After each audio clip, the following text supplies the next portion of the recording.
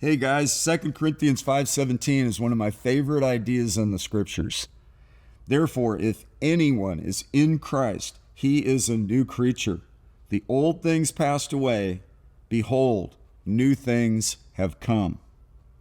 I want to talk to you about what it says in Joel 2:25.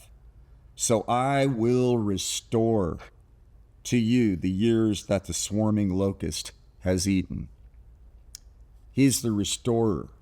He's the renewer.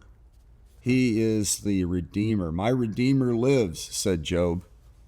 And I want to encourage you about this life-changing power that's available that comes out of the King of Kings himself, the Lord Jesus. And I want to say this, Jesus is the restorer. Don't you love it when there's divine intervention? Adam and Eve blundered early in the game, but Jesus came along in the fullness of the times, rectified the situation, and rescued humanity.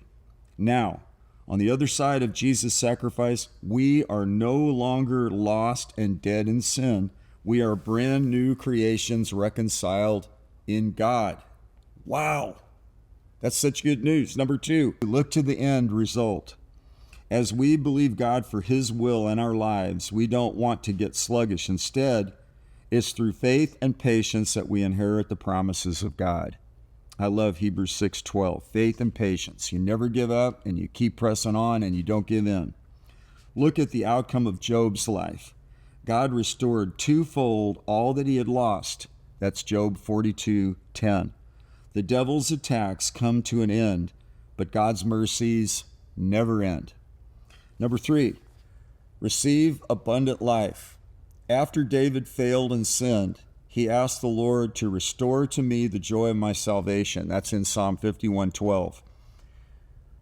That is repentance, and that is beautiful. God intends us to experience joy. When the devil comes to mess with our mind, refuse to let him steal your peace, your joy, your marriage, your health, your finances. Jesus came to give you, me, us abundant life. John chapter 10, verse 10, abundant life. God is faithful and he is the restorer. And the definition for restoration, it's a noun and it means a bringing back to a former position or condition. I believe he's a restorer. He'll bring restoration to you. Let's pray this out loud. I give thanks to you, God, for you are good and your mercy endures forever.